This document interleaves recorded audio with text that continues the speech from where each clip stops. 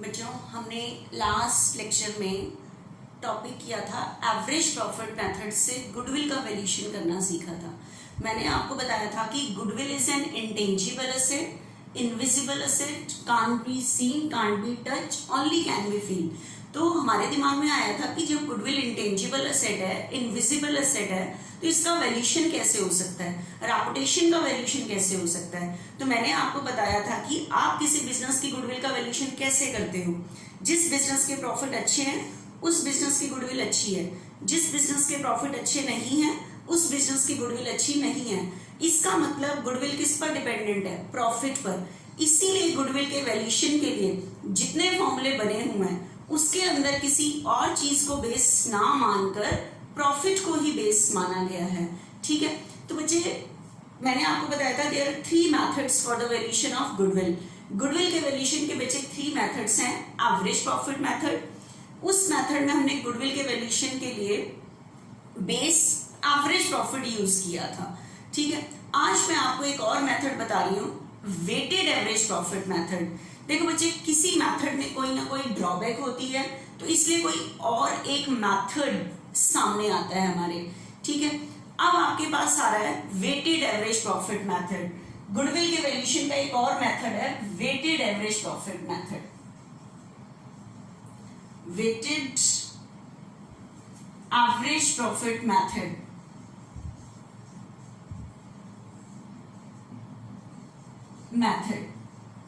अब आप कहोगे ये किस लिए आया मैम, क्या चीज है ये।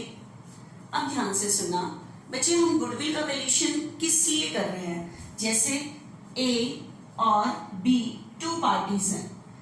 बी ने अपना बिजनेस सेल करना है बी को। इसका बिजनेस 50 करोड़ का है, तो इससे ये तो बता दिया मेरा बिजनेस 50 करोड़ का है, प्लस इसकी रेपुटेशन बहुत अच्छी है। इसको लग रहा है कि मेरी वजह से आगे कई सालों तक इसको बेनिफिट होगा, तो ये अपनी रेपुटेशन के भी पैसे लेगा। ठीक है, तो इसने अपने बिजनेस की गुडविल का वैल्यूएशन किया प्रॉफिट के बेस पे। ठीक है, प्रॉफिट के बेस पे किया, कोई भी मेथड से किया, average profit method, super profit method, वो भी हम करेंगे। लेकिन आज एक हमारा मेथड आ रहा है वेटेड एवरेज प्रॉफिट। तो हमने गुडविल के वैल्यूएशन के लिए प्रॉफिट यूज करना है।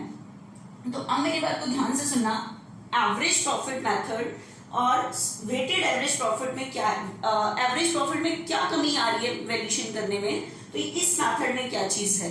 तो देखना एक बारी, एवरेज प्रॉफिट मेथड में जितने ईयर्स के प्रॉफिट गिवन थे, जैसे प्रॉफिट 96 का गिवन था 10, 97 का गिवन था 20, 98 का गिवन था 30, 3 ईयर्स के प्रॉफिट गिवन थे। हम फटाफट इनकी क्या कर लेते थे बच्चे, एवरेज कर लेते थे। क्या कर लेते थे, एवरेज कर लेते थे। ठीक है, तो एवरेज करने के लिए हम क्या करते थे, जितने भी ईयर्स गिवन है इनका टोटल प्रॉफिट अपॉन में नंबर ऑफ ईयर्स, 1 साल का प्रॉफिट आ जाता था, ना कम वाले ईयर का ना ज्यादा।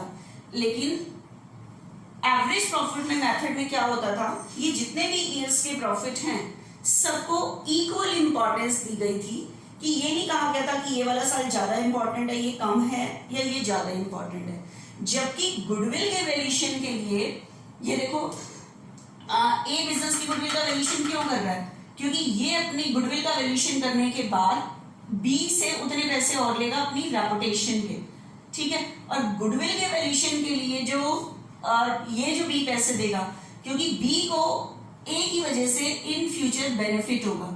तो अगर मुझे फ्यूचर के प्रॉफिट का एस्टिमेशन करना हो तो रीसेंट ईयर सबसे इंपॉर्टेंट होता है। रीसेंट ईयर क्या होता है, सबसे, अगर मुझे फ्यूचर का फोरकास्ट करना हो, तो अगर मुझे करना हो कि 1989 में कितना प्रॉफिट मुझे होगा, तो मैं प्रीवियस रीसेंट ईयर पे जाऊंगी, ना कि 96 पे चली जाऊंगी। तो गुडविल के वैल्यूएशन के लिए कह रहा है, जब हमें फ्यूचर के फोरकास्ट का करना होता है प्रॉफिट का, तो रीसेंट ईयर सबसे ज्यादा इंपॉर्टेंट होता है, उसके बाद ये कम इंपॉर्टेंट होता है, उससे कम ये होता है, लाइन से होता है। इसलिए अभी छोड़ना पड़ा तो सबसे पीछे वाला छोड़ते हैं। लेकिन एवरेज प्रॉफिट मेथड में किसी ईयर के प्रॉफिट को कोई इंपॉर्टेंस नहीं दी गई, जबकि गुडविल के वैल्यूएशन के लिए रीसेंट ईयर सबसे ज्यादा वेटेज होगी इसकी। ठीक है, उससे कम इसकी, उससे कम इसकी। तो ये कमी जो दूर की गई है वो कौन से मेथड में दूर की गई है बच्चे? वेटेड एवरेज प्रॉफिट मेथड में। ठीक है, एवरेज प्रॉफिट मेथड में तो जितने ईयर्स गिवन होते हैं वो सारे इक्वल इंपॉर्टेंट मान लिए जाते हैं, जबकि गुडविल के वैल्यूएशन के लिए वो कह रहा है ये वाला रिसेंट ईयर्स सबसे ज्यादा इंपॉर्टेंट होता है। तो ये कमी जो दूर की गई है ये वेटेड एवरेज प्रॉफिट मेथड में दूर की गई है। तो आज हम गुडविल के वैल्यूएशन का कौन सा मेथड सीखेंगे? Weighted average profit. ठीक है, कौन सा प्रॉफिट यूज करेंगे? Weighted average profit. अभी तक हम यूज कर रहे थे एवरेज प्रॉफिट, लेकिन अब क्या वर्ड यूज हो रहा है? Weighted average profit. तो फॉर्मूला वही है गुडविल निकालने का। अभी तक आप यूज कर रहे थे average profit into number of year purchase, लेकिन अब कौन सा प्रॉफिट यूज करना है आपने? Weighted average profit. Weighted average profit. और अभी तक आप गुडविल कौन से फॉर्मूले से निकाल रहे थे? एवरेज प्रॉफिट से। तो अब मेरा फॉर्मूला है weighted average profit into number of year purchase.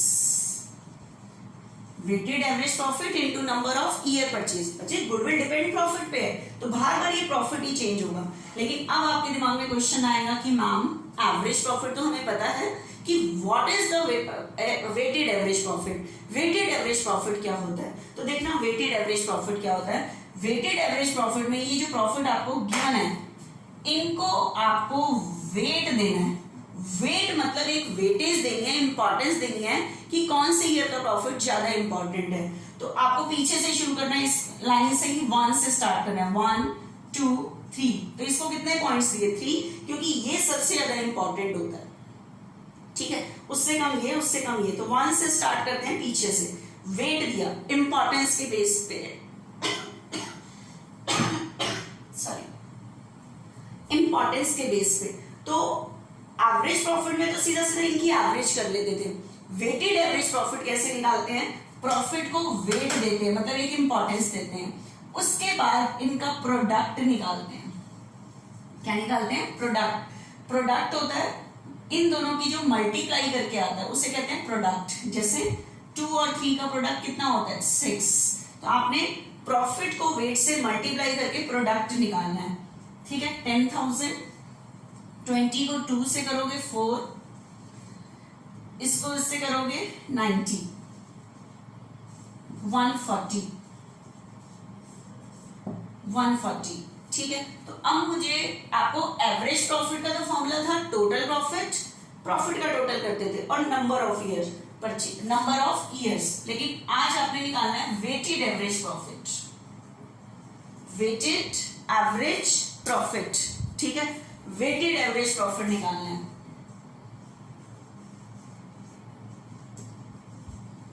क्योंकि गुडविल के वैल्यूएशन के लिए आपको एवरेज प्रॉफिट यूज नहीं करना, वेटेड एवरेज प्रॉफिट, वेट देने के बाद जो एवरेज निकलती है। ठीक है, तो weighted average profit, weighted average profit का फॉर्मूला क्या है? एवरेज प्रॉफिट में तो आप प्रॉफिट का टोटल लेते थे, लेकिन आप प्रॉफिट का टोटल नहीं लोगे, प्रोडक्ट का टोटल लोगे। किसका लोगे? प्रोडक्ट का। Total of product, total of products, products का टोटल लिया ये। या एवरेज प्रॉफिट में आप डिवाइड करते थे नंबर ऑफ ईयर्स से, 1 2 3। नो, अब आपने लेना है वेट का टोटल। किसका टोटल लेना है? वेट का। तो एवरेज निकलेगी total of weights, total of weights, weights का टोटल लेना है, total of product and total of weight. ठीक है, एवरेज प्रॉफिट के लिए आप यूज करते थे total profit divided by number of years, number of years. लेकिन आप वेटेड एवरेज प्रॉफिट निकालने के लिए फॉर्मूला बनेगा total of product and total of weights. ठीक है, तो टोटल ऑफ प्रोडक्ट कितना है? 140, और टोटल ऑफ वेट्स कितना है? 6। तो यहां से आपके पास आ जाएगा वेटेड एवरेज प्रॉफिट। तो आपके पास क्वेश्चन में ये लिखा होगा कि आपको गुडविल का वैल्यूएशन कैसे करना है, एवरेज प्रॉफिट मेथड से करना है या वेटेड एवरेज से करना है। अभी तक आपके पास लैंग्वेज लिखी होती थी goodwill is valued 3 year purchase of average profit.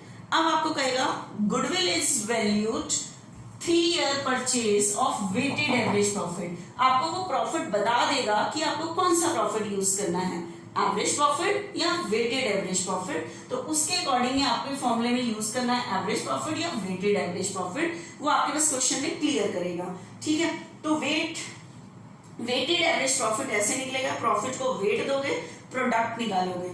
ठीक है, तो वेटेड एवरेज प्रॉफिट का फॉर्मूला है total of product and total of weights, ये प्रोडक्ट का टोटल एंड ये वेट का टोटल, आप वेटेड एवरेज प्रॉफिट आ जाएगा, फॉर्मूले में पुट कर लोगे। लेकिन अब आज फिर से वही बात, वहां मैं आपको कहती थी एवरेज करने से पहले हर साल का प्रॉफिट नॉर्मल होना चाहिए। अब मैं सेम बात इस मेथड में भी कह रही हूं कि ये जितने ईयर्स के प्रॉफिट गिवन है, इनको वेट देने से पहले आपका ये हर साल का प्रॉफिट नॉर्मल हो जाना चाहिए, कि अगर कुछ एडलेस करना है कि किसी ईयर के प्रॉफिट में, तो वो एडलेस हो जाना चाहिए यहाँ पे। ठीक है, उसके बाद आप वेट देके वेटेड एवरेज प्रॉफिट जो सारा निकालना है वो आगे निकालोगे। पहले जितने ईयर्स के प्रॉफिट गिवन हैं उनको जो 5 स्टेप्स नॉर्मल करने के लिए मैंने बताए हैं, you have to follow, after then you can solve the sum, उसके बाद आप सम सॉल्व कर सकते हो। ठीक है, तो ये मैंने अभी आपको स्टार्ट कराया वेटेड एवरेज प्रॉफिट। ठीक है, देखना ध्यान से, अब इससे रिलेटेड हमारे पास इलस्ट्रेशन है, वो स्टार्ट करते हैं बच्चे।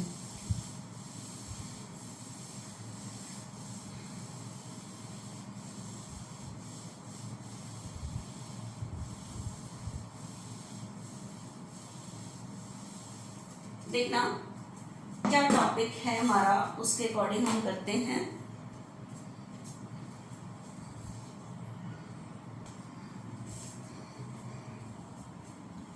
देखना language, profit of the firm of last 5 years, last 5 years के प्रॉफिट गिवन है फॉर द ईयर एंडिंग 11, 12, 13, 14, 15, ये सारे प्रॉफिट गिवन है।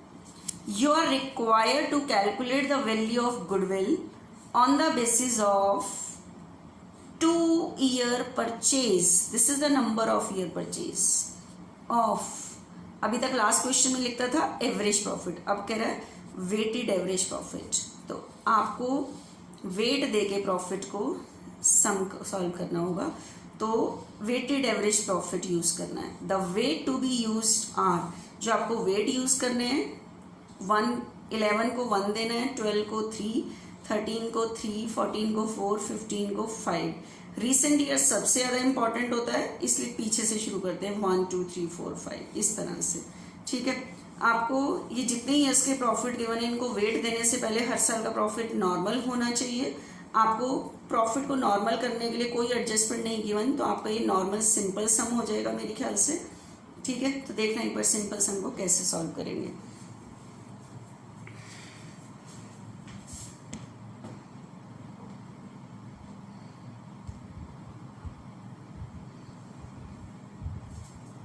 आपके पास बचे, उसने कहा है goodwill is value 2-year purchase of weighted average profit. ठीक है, तो गुडविल के लिए इस बार एवरेज प्रॉफिट यूज नहीं करना, वेटेड एवरेज प्रॉफिट यूज करना है। देखो, लेकिन मैं आपको जितने भी फॉर्मूले बताऊंगी ना गुडविल के लिए, यूज तो प्रॉफिट ही होगा, लेकिन वो क्वेश्चन में बताएगा average profit, weighted average profit, अभी हम कल करेंगे सुपर प्रॉफिट, फिर कैपिटलाइजेशन, इस तरह से वो आपको यूज प्रॉफिट करेगा, क्योंकि goodwill is depend on profit. Goodwill किस पर डिपेंडेंट है? प्रॉफिट। इसीलिए गुडविल के वैल्यूएशन के लिए जो भी फॉर्मूले बने हुए हैं उसके अंदर प्रॉफिट को ही बेस माना गया है। ठीक है, तो गुडविल डिपेंड है प्रॉफिट पर, तो weighted average profit, weighted average profit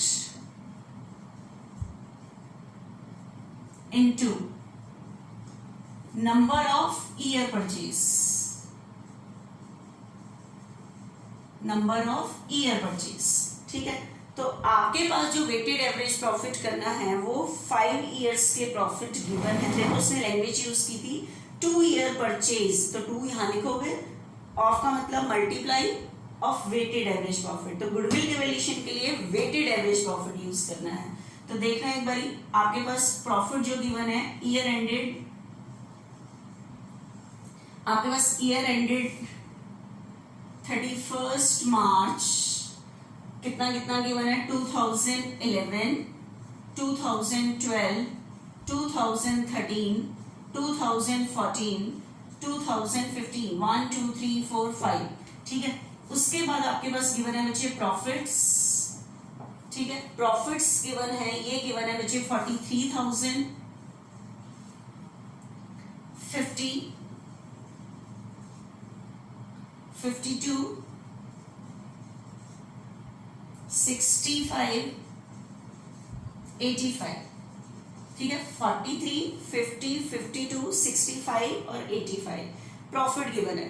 अगर एवरेज प्रॉफिट मेथड में कहता तो इनका टोटल करके divided by number of year 5 से डिवाइड कर देती, एवरेज प्रॉफिट आ जाता। लेकिन हमें निकालना है वेटेड एवरेज प्रॉफिट, तो हर साल के प्रॉफिट को बच्चे वेट देनी पड़ेगी 1 2 3 4 5, और इनका क्या निकालना पड़ेगा, प्रोडक्ट। प्रोडक्ट मतलब इससे वेट से मल्टीप्लाई करके जो आता है उसे हम कहते हैं प्रोडक्ट, ठीक है। तो देखना प्रोडक्ट निकालते हैं हम बच्चे 43, 50 को 2 से करोगे 1 लाख, इससे इसको करोगे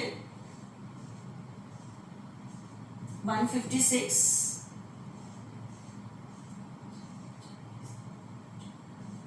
260 एंड 425, ठीक है। 260 एंड 425, इसका टोटल आ रहा है बच्चे 984, और वेट का टोटल है 5 9 3 12 एंड 15, ठीक है। ये अब मुझे बताओ वेटेड एवरेज प्रॉफिट का मैंने क्या फॉर्मूला बताया कि आपको वेटेड एवरेज प्रॉफिट कैसे निकालना है। एवरेज प्रॉफिट का तो बताया था टोटल प्रॉफिट, कि जितने भी प्रॉफिट गिवन है उनका टोटल करो, लेकिन अब आपको निकालना है बच्चे वेटेड एवरेज प्रॉफिट, ठीक है। तो वेटेड एवरेज प्रॉफिट का फॉर्मूला है बच्चे total of products, total of products and total of weights, weights का टोटल, ठीक है। तो टोटल ऑफ प्रोडक्ट कितना बचे 984, 984 डिवाइडेड बाय 15, 984 डिवाइडेड बाय 15, 65,600, ठीक है। ये वेटेड एवरेज प्रॉफिट आ गया। और उसके बाद गुडविल के लिए फॉर्मूला था वेटेड एवरेज प्रॉफिट 65,600, और नंबर ऑफ ईयर परचेज हमारे पास क्वेश्चन में थे 2, 1,31,200,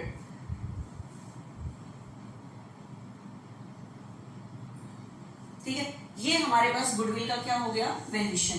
बच्चे आगे जो मैं अभी 2 इलस्ट्रेशन सॉल्व करूंगी, इसके अंदर ये जो प्रॉफिट गिवन है, आपके पास इसको नॉर्मल करने के लिए आपके पास इस क्वेश्चन में कुछ भी नहीं था, लेकिन आगे जो मैं क्वेश्चन करूंगी ध्यान रखना, इनको पहले सही करना है। जो मैंने 5 स्टेप्स का वहां बोला था पिछले मेथड में कि एवरेज करने से पहले हर साल का प्रॉफिट नॉर्मल हो जाना चाहिए, यहां भी यही कह रही हूँ इस मेथड में कि वेट देने से पहले हर साल का प्रॉफिट नॉर्मल होना चाहिए, ठीक है। तो आपको पहले हर साल के प्रॉफिट को नॉर्मल करना है। और बच्चे ये जो वेटेड एवरेज प्रॉफिट मेथड है ना, ये प्रेफर कहाँ किया जाता है, जहां पे रेगुलर प्रॉफिट बढ़ रहे हो प्रीवियस ईयर से या कम हो रहे हो, वहां पे ज्यादा यूज किया जाता है, वहीं प्रेफर किया जाता है इससे।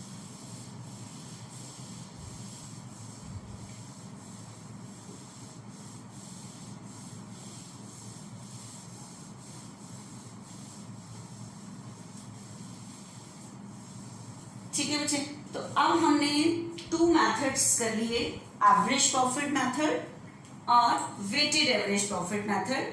अभी वेटेड एवरेज प्रॉफिट की मेरे पास 2 इलस्ट्रेशन है, क्योंकि इस क्वेश्चन में तो not simple he waited average profit का किया है, ठीक है। अब हम वेटेड एवरेज प्रॉफिट की 2 इलस्ट्रेशन और हैं, वो सॉल्व करते हैं। देखना बच्चे नेक्स्ट कैसे सॉल्व करते हैं।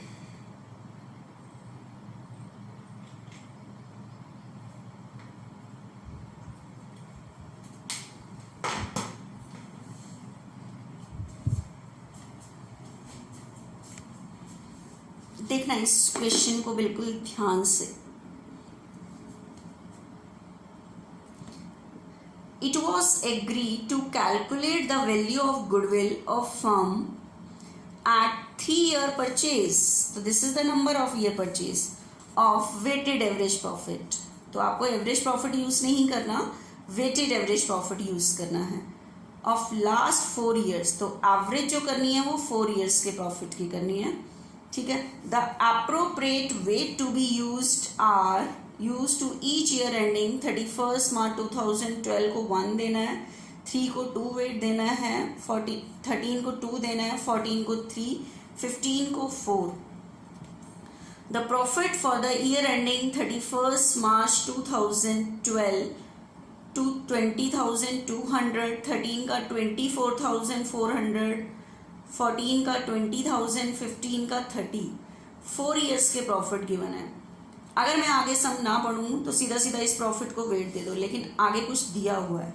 On the scrutiny of account, scrutiny होता है वेरिफिकेशन, अकाउंट्स की जांच करने पर, वेरिफिकेशन करने पर द मैटर्स आर रिवील्ड, ये मैटर पता लगे हैं, ठीक है। देखना क्या, ऑन 1 दिसंबर 2013, पहले तो बताओ 1 दिसंबर 2013 किस में आएगा। आप देखो ये सेशन शुरू है 1 अप्रैल 2013 से, एंडिंग होगा 31 मार्च 2014, तो 1 दिसंबर 2013 इसी में आएगा, ठीक है। अब देखना, on 1 December 2013 a major repair was made in respect of plant. बच्चे प्लांट की क्या कराई थी, रिपेयर। आपको पता है रिपेयर कराना, बताना कैसा एक्सपेंडिचर होगा, नॉर्मल या एबनॉर्मल। बच्चे मैंने कहा था नॉर्मल एक्सपेंडिचर होते हैं जो हर साल होते हैं, तो साल में एक बार रिपेयर होती रहती है। रिपेयर जैसे मशीनों में है, तेल देना भी रिपेयर का ही काम होता है, ठीक है। तो रिपेयर रेगुलर चलती रहती है बिजनेस में, साल में एक बार तो हो ही जाती है, तो रिपेयर कराना नॉर्मल एक्सपेंडिचर है। और नॉर्मल एक्सपेंडिचर प्रॉफिट निकालते टाइम प्रॉफिट में से लेस होने चाहिए नॉर्मल। तो अब पढ़ते हैं क्या कह रहा है, on 1 December 2013 a major repair was made in respect of plant incurring ₹6। Plant की रिपेयर कराई थी 6,000, ठीक है। रिपेयर कराना नॉर्मल एक्सपेंडिचर है और ये प्रॉफिट निकालते टाइम लेस होना चाहिए क्योंकि नॉर्मल एक्सपेंडिचर है। कह रहा which amount was charge to revenue, ये अमाउंट चार्ज हो गई थी रिवेन्यू से, मतलब प्रॉफिट एंड लॉस अकाउंट बनाते टाइम ये इनकम में से लेस हो गया था। वॉज चार्ज टू रिवेन्यू मतलब इनकम में से ये लेस हो गया था प्रॉफिट निकालते टाइम, 6,000 लेस हो गया था, मतलब नॉर्मल एक्सपेंडिचर था, ये प्रॉफिट एंड लॉस बनाते टाइम चार्ज हो गया था, लेस हो गया था। लेकिन आगे एक लाइन बोल रहा है द पेड सम, ये 6,000 जो आपने रिपेयर के लेस किए हैं, the paid sum is agreed to be capitalize for goodwill calculation. कह रहे गुडविल की कैलकुलेशन के लिए इस 6,000 को कैपिटलाइज्ड मानो। क्या मानो, कैपिटलाइज। आपको पता है मैंने आपको बताया था कल लास्ट लेक्चर में, रेवेन्यू एक्सपेंडिचर और कैपिटल एक्सपेंडिचर। असेट खरीदना एक कैपिटल एक्सपेंडिचर होता है। तो कह रहे हैं ये जो 6,000 रिपेयर के हैं ना, तो गुडविल की कैलकुलेशन के लिए इस खर्चे को प्लांट की रिपेयर मत मानो, कैपिटलाइज मानो। कैपिटलाइज मतलब प्लांट का खरीदना मानो, है ये प्लांट की रिपेयर की, लेकिन गुडविल की कैलकुलेशन के लिए इसको प्लांट का खरीदना मानो। तो आपको पता है प्लांट खरीदना तो ये मेरे लिए असेट होता है, बैलेंस शीट में आता है, प्लांट असेट होती है, बैलेंस शीट में आती है। तो अब जब कह रहा है कि इसको असेट का खरीदना मानो, जबकि उसने कहा था ये प्रॉफिट निकालते टाइम चार्ज हो गया है, मतलब लेस हो गया है, और असेट कभी भी प्रॉफिट निकालते टाइम लेस नहीं होती। तो अब कह रहा है इसको असेट मान रहे हो तो असेट मानो, तो असेट कभी भी प्रॉफिट निकालते टाइम लेस नहीं होती, तो इसे ऐड कर दोगे, ठीक है। अब वो कह रहा है जब इसे असेट मान रहे हो तो इसके ऊपर डेप्रिसिएशन लगाओ। तो calculation subject to adjustment of depreciation of 10% on reducing balance method. कौन से मेथड से डेप्रिसिएशन लगाओ, रिड्यूसिंग बैलेंस मेथड से, ठीक है। The closing stock for the year ending 31 March 2013 was over valued bye 24। ये अभी मैं बोर्ड पे जब लिखती हूँ तब बताती हूँ एडजस्टमेंट। थर्ड एडजस्टमेंट को भी मैं तभी वहीं लिखकर बताती हूँ, ऐसे पढ़ने से नहीं आएगा, ठीक है। वहीं पे लिखती हूँ और फिर समझाती हूँ। Compute the value of goodwill, goodwill का वैल्यूएशन करो, ठीक है। तो देखना एक बारी ध्यान से कैसे करना है।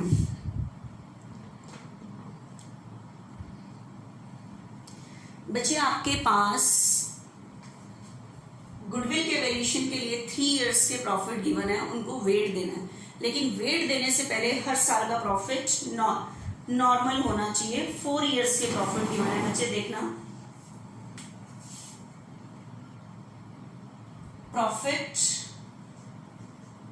प्रॉफिट्स गिवन है ईयर एंडेड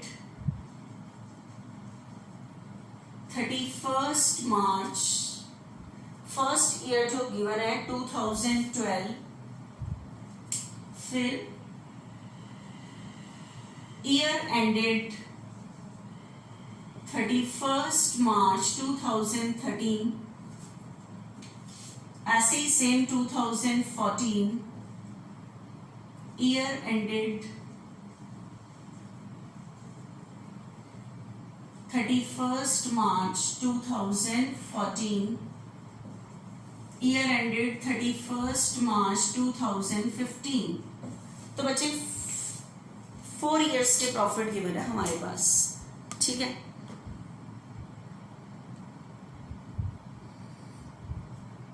तो देखना एक बार ध्यान से। अब आप कहोगे कि मैम इस तरह से क्यों अटेम्प्ट कर रहे हो, क्योंकि हमारी जो एडजस्टमेंट है ना, जितनी भी गिवन है, कभी 15 की गिवन है, कभी 17, तो जिस ईयर के प्रॉफिट को सही करना होगा मैं उसी में एड लेस कर लूंगी। तो ये जो प्रॉफिट्स आपके पास यहाँ पे गिवन है, इनको नॉर्मल करने के लिए कुछ ऐड करना पड़ सकता है और कुछ लेस करना पड़ सकता है। तो 20,200, उसके बाद 24,800, थर्ड ईयर का जो प्रॉफिट है 20 है, और नेक्स्ट है बच्चे 30। इसको सही करने के लिए कुछ आपको इसमें ऐड करना पड़ सकता है, ठीक है, ऐड करना पड़ सकता है, और कुछ आपको इसमें से क्या करना पड़ सकता है, लेस। अब ध्यान से सुनना, फर्स्ट एडजस्टमेंट है, क्योंकि अगर मैं लाइन से चलती, एक एडजस्टमेंट 13 की है, अगली फिर सब में से है, तो फिर अगर जिसमें भी होगा मैं इसी में एड लेस करते रहेंगे। तो देखना, उसने एक लाइन बोली थी ऑन 1 दिसंबर 2013, 1 दिसंबर 2013 इसमें आएगा, कह रहा है ए मेजर रिपेयर ऑफ प्लांट की रिपेयर करानी थी।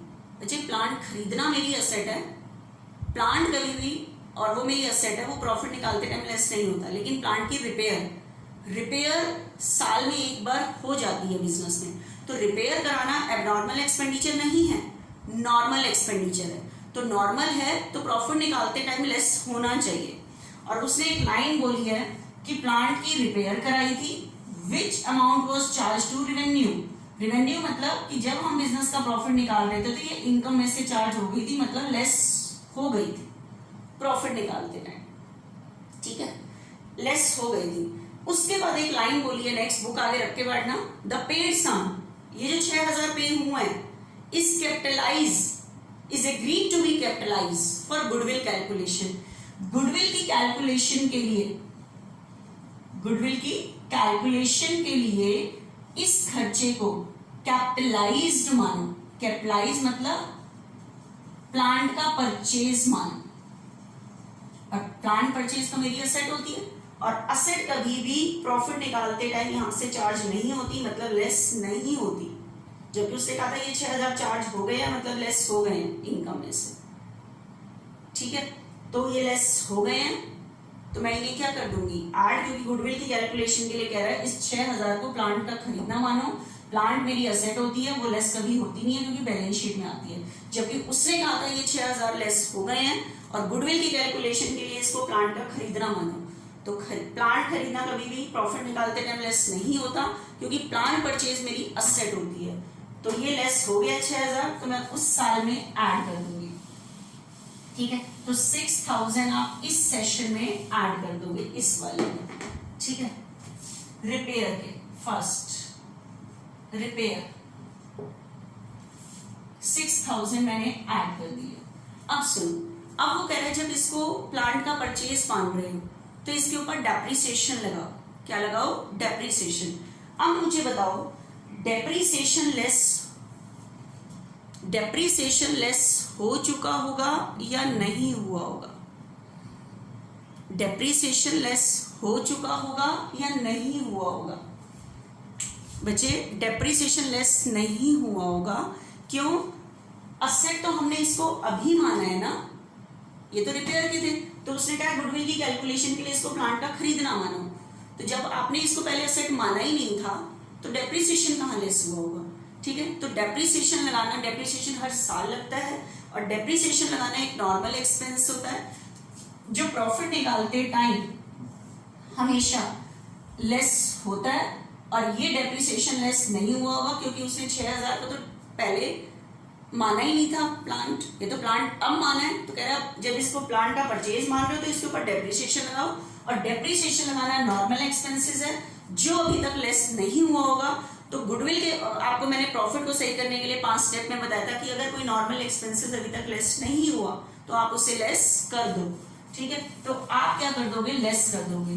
और डेप्रिसिएशन नॉर्मल एक्सपेंडिचर है। नॉर्मल एक्सपेंडिचर होते हैं जो हर साल से रिलेटेड होते हैं, तो हर साल में से लेस करोगे। लेकिन असेट खरीदने के बाद, तो असेट यहां खरीदिए तो दोनों सालों में से लेस होगा डेप्रिसिएशन।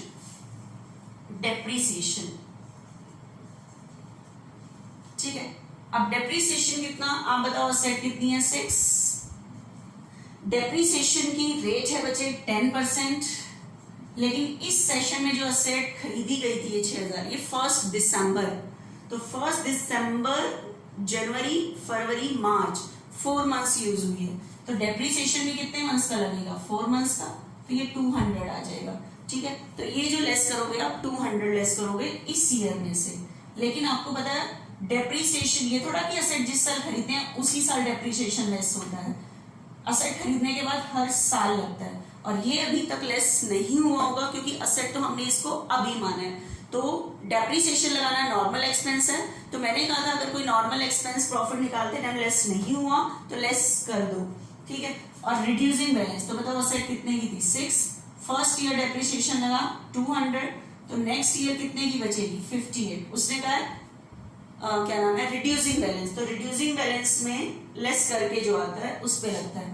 तो इस साल तो पूरे साल यूज हुई होगी तो पूरे साल का लगेगा 10%, तो 580 लगेगा डेप्रिसिएशन। ठीक है, तो इस साल 200 और नेक्स्ट में 580 लेस करोगे।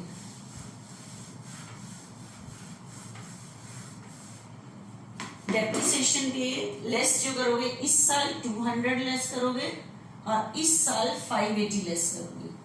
ठीक है, असेट खरीद, क्योंकि डेप्रिसिएशन लगाना नॉर्मल एक्सपेंस है, हर साल में से लेस होगा लेकिन असेट खरीदने के बाद। ठीक है, मेरे ख्याल से समझ आया होगा। उसके बाद बच्चे नेक्स्ट को ध्यान से समझना। उसने बुक आगे खोल के बैठो, जो मैं वर्ड यूज कर रही हूँ, द क्लोजिंग स्टॉक। आपके पास एक लैंग्वेज लिखी हुई है, closing stock is overvalued for the year ending 31st March 2013.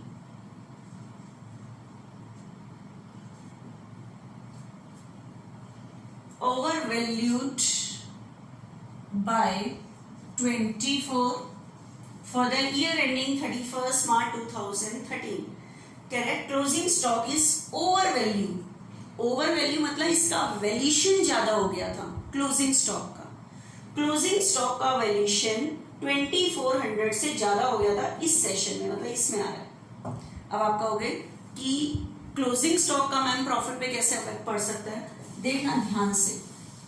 आप एक चीज बताओ, लास्ट ईयर जब आप प्रॉफिट एंड लॉस अकाउंट बनाते थे, प्रॉफिट निकालने के लिए जो आप प्रॉफिट एंड लॉस अकाउंट बनाते थे, आपको पता है यहाँ पे ओपनिंग स्टॉक वगैरह होता था, खर्चे वगैरह लिखते थे, यहाँ क्लोजिंग सेल होती थी और क्लोजिंग स्टॉक भी इसी साइड आता था। ठीक है, तो जब आप क्लोज कर, मानो क्लोजिंग स्टॉक 10 है, अगर मैं इसको क्लोज करती हूँ, ध्यान से देखना, 60 60, तो मुझे बताओ मेरे पास जो यहाँ प्रॉफिट निकलेगा वो कितना निकलेगा 50। अब मुझे बताओ अगर गलती से क्लोजिंग स्टॉक का वैल्यूएशन 2400 से ज्यादा हो जाए, मतलब ये देखो 2400 से ज्यादा हो गया, अगर क्लोजिंग स्टॉक का वैल्यूएशन 2400 से अगर ज्यादा हो जाए तो क्या फर्क पड़ेगा। ठीक है, क्लोजिंग स्टॉक का वैल्यूएशन 2400 से ज्यादा हो जाए तो देखो किस पे फर्क पड़ेगा, ये हुआ 62,400 और ये आया 52,400। देखो 2400 के क्लोजिंग स्टॉक का वैल्यूएशन ज्यादा होने की वजह से इस साल का प्रॉफिट 2400 से ज्यादा हो गया। तो क्लोजिंग स्टॉक के ज्यादा होने की वजह से इस ईयर का प्रॉफिट 2400 से ज्यादा हुआ पड़ा है।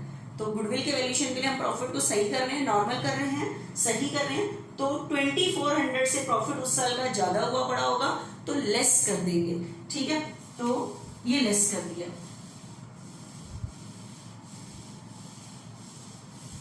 ठीक है, लेस कर देंगे इससे। तो closing stock over valued, closing stock over valued इस साल में से 2400 लेस कर दोगे, 2400 लेस कर दिए। अब बच्चे ध्यान से सुनो, बच्चे उसके अंदर ये नहीं लिखा हुआ था कि closing stock was written, correct, closing stock was over value. आपको पता है साल के एंड में जब स्टॉक बचता है उसका वैल्यूएशन होता है इतने रुपए का बचा हुआ है, उसका वैल्यूएशन होता है। जो एक साल का क्लोजिंग स्टॉक होता है वो नेक्स्ट ईयर का ओपनिंग बनता है। ठीक है, तो जो मिस्टेक इस साल के क्लोजिंग स्टॉक में आई होगी, क्योंकि जो एक साल कैरी डाउन होता है तो आपको पता है वो नेक्स्ट ईयर 1 अप्रैल को ब्रॉड डाउन पे गया होगा, क्योंकि जब हम अकाउंट क्लोज करते हैं 31 मार्च को तो वही चीज 1 अप्रैल पे आगे लिखते हो बैलेंस में, कैरी डाउन करके आगे लेके जाते हो ब्रॉड डाउन में, एक दिन आगे लेके जाते हो। तो क्लोजिंग स्टॉक का जो वैल्यूएशन गलत हुआ था, जो एक साल का क्लोजिंग स्टॉक होता है वो नेक्स्ट का क्या बनता है ओपनिंग, तो यही मिस्टेक ओपनिंग में गई होगी। तो 31 मार्च 2014 का ओपनिंग स्टॉक आगे 2400 से ज्यादा गया होगा। तो देखें ओपनिंग स्टॉक का क्या इफेक्ट आया होगा नेक्स्ट ईयर पे। आप बताओ जब नेक्स्ट ईयर का आपने प्रॉफिट एंड लॉस अकाउंट बनाया होगा, by sales 10, by closing stock 5, ठीक है, और सॉरी ये 50 है और 15 क्लोजिंग स्टॉक है, 2 ओपनिंग स्टॉक, ओपनिंग स्टॉक है बच्चे 10। अब बताओ अगर मैं इसको क्लोज करती हूं 65, 65, 55, ठीक है, तो बताओ मेरे पास यहाँ प्रॉफिट कितना निकल के आ रहा है 55। अगर बाई चांस गलती से ओपनिंग स्टॉक 2400 से ज्यादा हो जाए, 2400 से अगर मैंने ज्यादा ले दिया तो बताओ क्या फर्क पड़ेगा। 65 है, इसमें से मैं 12,400 लेस करूं, ठीक है, बताओ ये प्रॉफिट जो निकल रहा था वो निकल के आएगा 52,600, ये निकल के आएगा, तो 2400 से कम निकल के आएगा। तो ओपनिंग स्टॉक के ज्यादा 2400 लिखने की वजह से इस साल का प्रॉफिट 2400 से कम निकल के आया होगा। ठीक है, तो 2400 से कम निकल के आया होगा तो कम हुआ पड़ा होगा, ऐड कर देंगे, प्रॉफिट को सही कर रहे हैं। ठीक है, तो जो एक साल का क्लोजिंग स्टॉक की मिस्टेक थी वो नेक्स्ट ओपनिंग पे जाती है। अब आप कहोगे कि आगे भी जाएगी, नहीं, माल बिकता भी तो है आगे, तो क्लोजिंग वाला कैरी डाउन वाला वही सेम आगे ब्रॉड डाउन जाता है, तो यहां तक मिस्टेक गई होगी। ठीक है, तो ऐड कर देंगे opening stock over valued, opening stock over valued 2400 इस साल में ऐड कर देंगे। ठीक है, क्लोजिंग वाली इसमें, ओपनिंग वाली इसमें गई है। ठीक है, अब देखना बच्चे ध्यान से, नेक्स्ट आगे जाते हैं हम। आगे कह रहा है नेक्स्ट एक लैंग्वेज यूज कर रहा है, to cover management cost, to cover management cost, annual and management cost and annual charge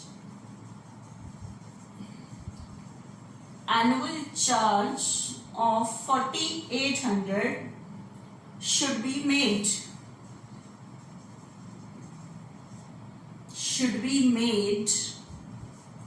for the purpose of goodwill valuation। आप बुक आगे खोल के बैठना, क्या लैंग्वेज लिखी हुई है। कह रहा है to cover management cost. To cover management cost मतलब मैनेजमेंट कॉस्ट के कवर करने हैं, मतलब डिडक्ट करने हैं। ठीक है, कितने डिडक्ट करने हैं? 4,800 शुड बी मेड, वो करने हैं करने चाहिए for the valuation of goodwill, for the purpose of goodwill valuation. Goodwill के वैल्यूएशन के लिए 4,800 मैनेजमेंट कॉस्ट का ये जो खर्चा है ये लेस करने चाहिए। अब बताओ, मैनेजमेंट पे खर्च करना, बिजनेस की मैनेजरियल एक्टिविटीज पे खर्च करना नॉर्मल एक्सपेंडिचर है या एबनॉर्मल? तो आपको पता है बिजनेस की मैनेज करने की एक्टिविटी तो रेगुलर बेस पे होती है, तो मैनेजमेंट कॉस्ट का खर्चा एक नॉर्मल एक्सपेंस है, और नॉर्मल एक्सपेंसेस होता है जो हर साल से रिलेटेड होता है। तो ये कह रहा है ये लेस करना है। एबनॉर्मल होता है जो एक पर्टिकुलर ईयर से रिलेटेड होता है, नॉर्मल जो हर साल से रिलेटेड है। तो कह रहा है इसे कवर करना है, मतलब लेस करना है। तो इसे हर साल में से लेस करोगे, क्योंकि नॉर्मल एक्सपेंडिचर होता है जो हर साल से रिलेटेड होता है, तो इसे हर साल में से लेस कर दोगे। क्योंकि मैंने कहा था कि अगर कोई नॉर्मल एक्सपेंसेस लेस नहीं हुआ तो उसे लेस कर दोगे। तो मैनेजमेंट कॉस्ट का खर्चा नॉर्मल एक्सपेंस है, मैनेजमेंट कॉस्ट, तो इसे लेस कर दोगे। ठीक है, 4,800 हर ईयर में से लेस कर दोगे। 48 इसमें से भी, देखो उसने कोई ईयर नहीं बताया। एबनॉर्मल होता है जो एक पर्टिकुलर ईयर से रिलेटेड होता है, नॉर्मल जो हर साल से रिलेटेड होता है, तो इसे हर साल में से लेस करेंगे हम। ठीक है, क्योंकि उसने कहा कवर करना है, मतलब डिडक्ट करना है गुडविल के वैल्यूएशन के लिए इस खर्चे को। 48 48 48 हर साल में से लेस कर दिया, क्योंकि मैनेजमेंट का खर्चा एक नॉर्मल एक्सपेंसेस है, इसे आप हर साल में से लेस कर दोगे। ठीक है, तो अब देखना मेरे पास ये पूरा सम हो गया। हर ईयर का प्रॉफिट है, क्या ऐड करना है क्या लेस करना है मैंने लिखा हुआ है। इस साल ऐड करने के लिए कुछ नहीं है, 20,200, और इसमें से आप 4,800 लेस कर दोगे। ठीक है, तो 4,800 लेस कर दोगे, ये आपके पास आ जाएगा 15,400। सही हो गए। ऐड करने के लिए कुछ नहीं था, लेस करने के लिए 48 था। यहाँ पे ऐड करने के लिए कुछ नहीं है, 24,800 है, लेस करने के लिए 7,200 है। 24,800 में से ये 7,200 लेस कर दो। ठीक है, तो ये आपके पास आ जाएगा 17,600। तो ये प्रॉफिट सही होके आपके पास आया 17,600 होके आया। ठीक है, उसके बाद देखो ध्यान से, ये दोनों ऐड करने हैं 28,400, ये 5,000 लेस करने हैं, तो 23,400 ये चीज। ठीक है, ये मैंने ऐड वाले लिखे हुए हैं, ये मैंने लेस वाले लिखे हुए हैं, उसके अकॉर्डिंग आप चेक कर सकते हो। उसके बाद बचे ऐड करने के लिए हम कुछ नहीं है 30, लेकिन 48 और 580 लेस करोगे, ये निकल के आ रहा है 24,620। ठीक है, अब बताओ आपके पास ये हर साल का प्रॉफिट नॉर्मल हो चुका है 15,400, 17,600, 23,400, 24,620। अब आप इनको वेट देना। ठीक है, अब आप इनको क्या देना? वेट देना, नॉर्मल टेबल बनाना। ठीक है, ये सारी जो मैंने किया है, क्योंकि उसने कहा वेटेड एवरेज प्रॉफिट मेथड से गुडविल का वैल्यूएशन करना है, तो वेट देने से पहले हर साल का प्रॉफिट नॉर्मल होना चाहिए। ठीक है, तो अब मुझे बताओ आपके पास जो गिवन है ईयर एंडेड 31 मार्च 2012, 2013, 2014, 2015, तो इस ईयर का प्रॉफिट बचे आपके पास है 15,400। इस साल का प्रॉफिट नॉर्मल होके आया है 17,600। इस ईयर का प्रॉफिट नॉर्मल होके आया है इतना 24,620 ये प्रॉफिट्स गिवन है। ठीक है, आप क्या करना, आप इनको वेट देना, वेट देने के बाद इनका प्रोडक्ट निकालना और फॉर्मूले में पुट कर देना, जो मैंने फॉर्मूला बताया है वेटेड एवरेज प्रॉफिट मेथड से आपके गुडविल का वेरिएशन हो जाएगा। ठीक है, आगे फॉर्मूले में तो पुट कर सकते हैं आसानी से, बस इस प्रॉफिट को नॉर्मल करने के लिए ही थोड़ा सा स्टेप था, वो आपने ध्यान रखना है। ठीक है, आगे देखना थोड़ा सा जरा, नेक्स्ट लास्ट इलस्ट्रेशन है वेटेड एवरेज प्रॉफिट मेथड की।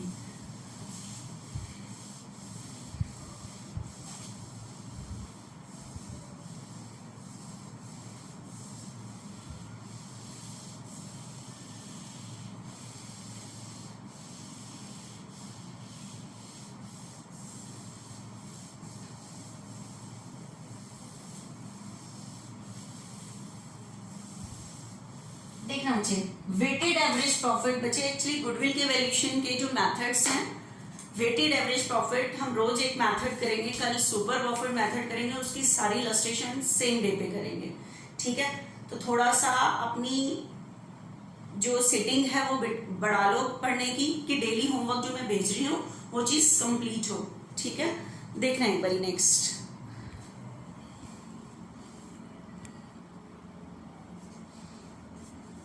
आपके पास नेक्स्ट इलस्ट्रेशन है बच्चे 9। Calculate the goodwill of firm on the basis of 2-year purchase of the weighted average profit. फिर से कह रहा है वेटेड एवरेज प्रॉफिट यूज करना है ऑफ लास्ट 5 years। तो 5 साल के प्रॉफिट गिवन होंगे, ये तो बाद में यूज होता है। नंबर ऑफ ईयर परचेज 2 है। Weight assign to each would be 1 2 3 4। जो वेट देने हैं वो आपको पता ही है, 1 2 3 4 5 देंगे।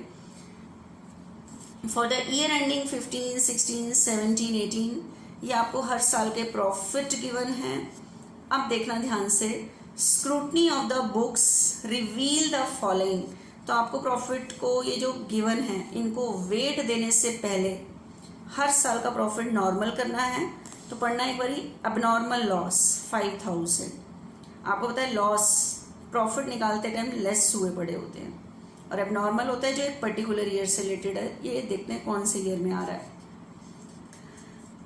31 March 2015 फर्स्ट में ही कह रहा है, N abnormal loss 5000 was incurred during the year ending 31 March 2015। 15 में कोई एबनॉर्मल लॉस हुआ था, तो इसका मतलब इस साल का प्रॉफिट निकालते टाइम आपको पता है लॉस प्रॉफिट निकालते टाइम डेबिट साइड में लेस हुए पड़े होते हैं, और ये कैसा लॉस था एबनॉर्मल, तो आप ऐड कर दोगे। N abnormal gain 30,000 was earn during the year 31 March 2016। 16 में कोई एबनॉर्मल गेन हुआ था। एबनॉर्मल सिर्फ पर्टिकुलर ईयर से रिलेटेड होता है, तो गेन इनकम में ऐड हुआ पड़ा है, क्या कर दोगे लेस, क्योंकि एबनॉर्मल है। मेन ये चीज है। Repair to car amounted to ₹40। Car की रिपेयर कराई थी। रिपेयर कराना नॉर्मल एक्सपेंस होता है जो प्रॉफिट निकालते टाइम लेस होता है। ठीक है, लेकिन कह रहा है was wrongly debited to vehicle. ये किस नाम से डेबिट हो गया, व्हीकल। व्हीकल मेरी असेट होती है, पिछले क्वेश्चन से उल्टा जा रहा है। Repair to car amounted to ₹40। Car की रिपेयर कराई थी, was wrongly debited to vehicle account. ये किस नाम से डेबिट हो गया था, व्हीकल के नाम से। व्हीकल मेरी असेट होती है, और असेट बैलेंस शीट में आती है, मतलब था रिपेयर, पिछले क्वेश्चन में उल्टा था, कराई रिपेयर थी, उसको असेट मानने को कहा गया था। अब क्या है, रिपेयर कराई और उसको असेट मान लिया गया है। On 1 January 2018 depreciation was charge on vehicle 10% per annum. Depreciation लगाया गया था 10% per annum, straight line method से लगाया गया था। ठीक है, इसको मैं अभी पढ़ती हूँ बोर्ड पे करते time. Closing stock 31 March 2018 was under value by 50,000। ठीक है, इसलिए बिल्कुल पिछले क्वेश्चन में ओवर वैल्यू था, इस क्वेश्चन में अंडर वैल्यू है। तो देखते हैं क्या इफेक्ट आता है, अभी मैं बोर्ड पे करती हूँ फिर बताती हूँ। ठीक है, देखना बुक्स सामने रख के बैठना कि जब मैं एक्सप्लेन कर रही हूँ चीजों को। ठीक है, सिर्फ मैं प्रॉफिट को नॉर्मल करूंगी, आगे का सम आप अटेम्प्ट करना आपको आता है। तो देखना एक बार ध्यान से, कितने ईयर्स के प्रॉफिट गिवन है हमारे पास, 5 ईयर्स के। ठीक है, गुडविल का वैल्यूएशन करना है बच्चे, कौन से मेथड से करना है? Weighted average profit. Weighted average profit into number of year purchase, number of year purchase. लेकिन वेट देने से पहले हर साल के प्रॉफिट को नॉर्मल करना है। तो मेन चीज आपकी प्रॉफिट को नॉर्मल करने वाली ही चीज है प्रॉफिट्स। ठीक है, प्रॉफिट्स गिवन है और कितने ईयर्स के प्रॉफिट गिवन है आपके पास? 3 ईयर्स के। देखना 31 मार्च 2000 year ended 31 March 2015, 31 March 2016, 31 March 2017, 31 March 2018 and 31 March 2019। ठीक है, 5 ईयर्स से रिलेटेड आपको प्रॉफिट दिए हुए हैं हर साल का। देखना आपको जो प्रॉफिट गिवन है 36,000, 1,70,000 16 का, फिर 1,90,000, 2 लाख एंड 350। इनको वेट देने से पहले हर साल का प्रॉफिट सही करना है। हो सकता है वेट देने आपको ऐड करना पड़े, हो सकता है लेस करना पड़े। प्रॉफिट को नॉर्मल करने के लिए मैंने आपको बताए थे 5 स्टेप्स, वो फॉलो करते हुए पढ़ना। आपको मैंने फर्स्ट पढ़ी थी एन एबनॉर्मल लॉस, एबनॉर्मल जो कभी कभी होता है। एबनॉर्मल लॉस 50,000 वाज इनकर्ड, 50,000 का एबनॉर्मल लॉस हुआ था फॉर द ईयर एंडिंग 31 मार्च 2015, इस साल में हुआ था। और आपको पता है लॉस प्रॉफिट निकालते टाइम यहां से लेस होता है, यहाँ डेबिट में कह रहे इस साल कोई एबनॉर्मल लॉस हुआ था। और लेकिन मैंने कहा था हमें नॉर्मल प्रॉफिट के लिए यहाँ नॉर्मल इनकम होनी चाहिए, यहाँ सिर्फ नॉर्मल एक्सपेंस होनी चाहिए। लेकिन कैसा लॉस लेस हो गया? एबनॉर्मल। तो एबनॉर्मल तो लेस होना नहीं चाहिए, ऐड कर दोगे। ठीक है, तो एबनॉर्मल लॉस को आपने ऐड कर दिया, एबनॉर्मल लॉस को। ठीक है, एबनॉर्मल लॉस 50,000 आपने ऐड कर दिया यहाँ पे। ये ऐड वाली आइटम है, ये लेस वाली आइटम है। ठीक है, तो 50,000 आपने ऐड कर दिया।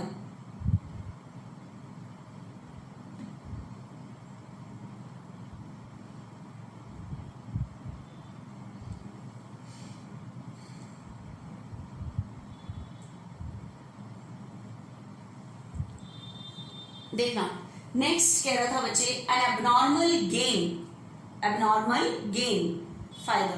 कोई एबनॉर्मल गेन हुआ था 31 मार्च 2016 and during the year 31 March 2016। Abnormal gain आपको पता है, गेन यहाँ आते हैं प्रॉफिट। और कैसा गेन है?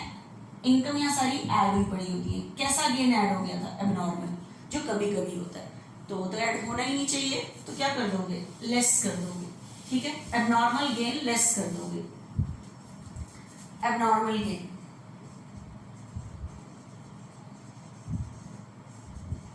ऐड हुआ पड़ा है, लेस कर दोगे। ये था बच्चे 30,000 इस साल में से, ये लेस कर दिया। अब नई चीज जो आई थी, कह रहे repair to car amounted to ₹40। Car की रिपेयर कराई थी 1 जनवरी 2018, 1 जनवरी 2000 इस सेशन में आएगा। ठीक है, कार की रिपेयर कराई थी। रिपेयर कराना नॉर्मल एक्सपेंस है, और आपको पता है नॉर्मल एक्सपेंस प्रॉफिट निकालते टाइम यहां से लेस होते हैं। ठीक है, अब देखते हैं वो क्या कह रहा है। कह रहा है कार की रिपेयर कराई थी 40 की, was wrongly debited to vehicle. लेकिन मैंने ये किस नाम से डेबिट कर दिया? मतलब रिपेयर नहीं किया, व्हीकल। व्हीकल मेरी असेट होती है, मतलब मैंने इसे रिपेयर ना मान के असेट साइड में लिख दिया व्हीकल 40। बच्चे थे तो रिपेयर के थे, लेकिन आपने व्हीकल में लिख दिए, असेट में लिख दिया। और असेट प्रॉफिट निकालते टाइम लेस नहीं होती, जबकि आपको पता है ये असेट के नहीं थे, रिपेयर के थे। तो रिपेयर के ये लेस नहीं हुए क्योंकि वो किस नाम से डेबिट हो गया, व्हीकल। मतलब व्हीकल हमारी असेट होती है, व्हीकल के नाम से डेबिट हो गया, मतलब असेट में डेबिट हो गया। इसका मतलब रिपेयर का जो नॉर्मल खर्चा था वो अभी तक लेस नहीं हुआ। तो आप इस 40,000 को लेस कर दोगे, रिपेयर के लेस करना है, रिपेयर। ठीक है, कौन सी ईयर में से कर दोगे, जिस साल से रिलेटेड है, इस साल से रिलेटेड आ रहा है जनवरी 2018। 40,000 लेस कर दोगे। ठीक है, 40,000 सामने से ये लेस कर देना लिख के, रिपेयर के 40,000 ये मैंने लेस कर दिया बच्चे।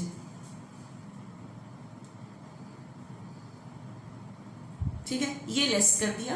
अब देखना ध्यान से, अब ये जो 40,000 थे ना बच्चे, थे रिपेयर के, जो यहां से लेस होने चाहिए थे, लेकिन ये लेस नहीं हुए थे। और ये किस नाम से डेबिट हो गए थे, बैलेंस शीट में व्हीकल, किस नाम से हो गए थे, व्हीकल के नाम से। ठीक है, व्हीकल मतलब असेट के नाम से डेबिट हो गए थे, जबकि रिपेयर कराना नॉर्मल खर्चा है जो लेस होना चाहिए था, जो लेस नहीं हुआ, व्हीकल के नाम से डेबिट हो गया। और उसके बाद कह रहा है प्लस जब हमने इसको असेट माना था ना, और उसके ऊपर इसके ऊपर क्या लगा दिया था, डेप्रिसिएशन। बच्चे ये तो डेप्रिसिएशन, वो कह रहा है डेप्रिसिएशन लगा दिया था। जब ये थे ही नहीं असेट के, तो डेप्रिसिएशन किस बात का लेस हो गया, क्योंकि ये थे तो रिपेयर के। तो ये सही कर दिया मैंने, रिपेयर के नाम से लेस कर दिया। और गलती क्या हुई थी, व्हीकल पे क्या लगा दिया था, डेप्रिसिएशन। जब असेट के थे ही नहीं तो डेप्रिसिएशन किस बात का, और डेप्रिसिएशन लगाना नॉर्मल खर्चा है जो हर साल में से लेस होता है, और वो लेस हो गया था। क्यों, क्योंकि उसको क्या माना गया था, असेट माना गया था, और डेप्रिसिएशन लेस कर दिया था। ठीक है, और डेप्रिसिएशन नॉर्मल खर्चा होता है जो हर साल में से लेस हो जाता है, तो आप उसे ऐड कर दोगे, क्योंकि असेट ही नहीं थी तो डेप्रिसिएशन किस बात का, तो ये डेप्रिसिएशन लेस हुआ पड़ा है, आप इसे ऐड कर दोगे। अब वो कितना, वो देखना एक बारी। डेप्रिसिएशन की जो रेट है वो 10% पर एनम है। ठीक है, तो 40,000 पर रेट है 10%, लेकिन जनवरी 2018 है, तो फर्स्ट जो लगाया होगा जनवरी, फरवरी, मार्च, 3 महीने का।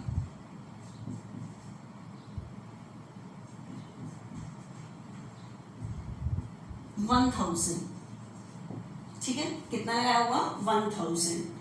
और लेकिन स्ट्रेट लाइन मेथड से, स्ट्रेट लाइन मेथड में क्या होता है, जो ओरिजिनल कॉस्ट पे निकलता है, तो ओरिजिनल कॉस्ट 40 है, तो 40 पे 10%, पूरे साल का आता है 4, लेकिन ये 3 मंथ्स का था, इसकी वजह से। तो इस साल में तो लेस हुआ होगा 1,000।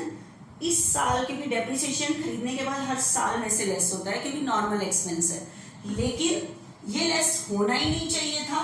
लेस कैसे हो गया, क्योंकि थे रिपेयर के, व्हीकल तो थी नहीं हमारी, उसने तो गलती से उसको असेट में लिख दिया था और उसके ऊपर डेप्रिसिएशन लगा दिया था।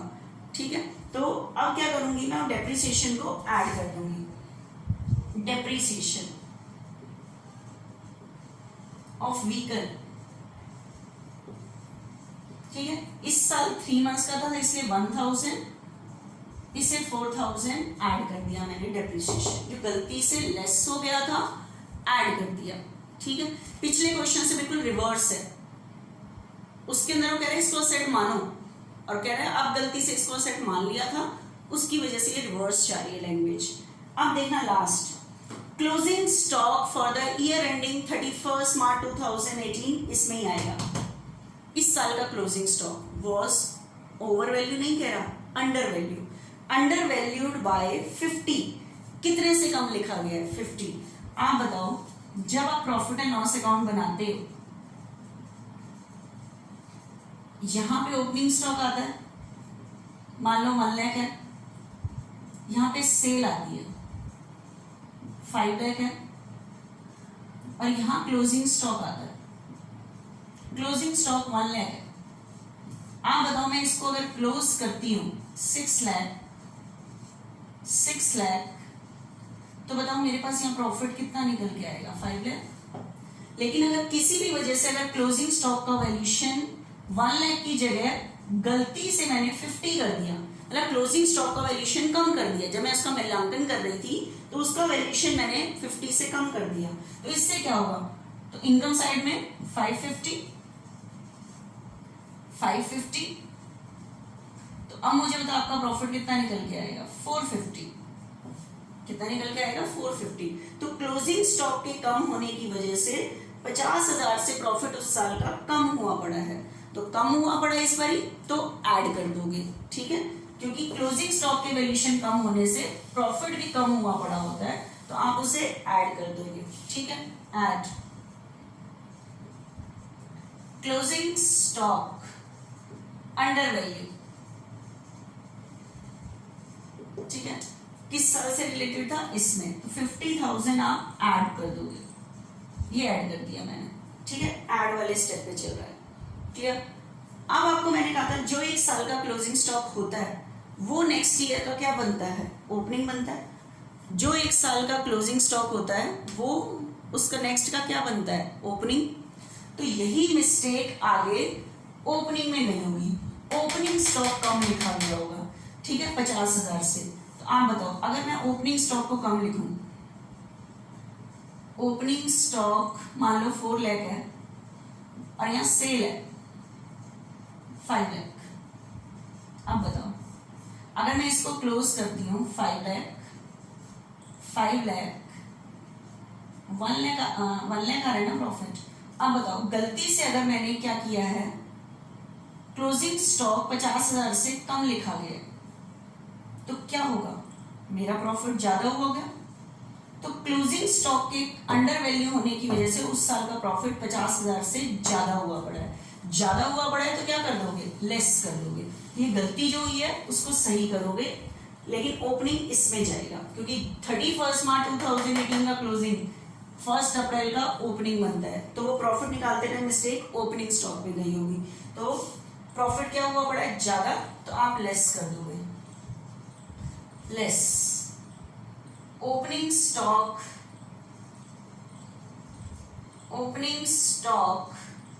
अंडर वैल्यू 50,000 आप यहां से लेस कर दोगे, ठीक है, लास्ट वाले उसमें से। अब देखना, अब आपका ये पूरा हुआ है,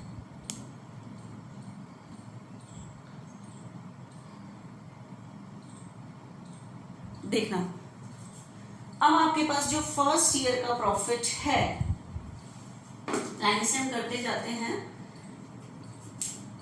ये ऐड है 86, इसमें लेस करने के लिए हमारे पास कुछ भी नहीं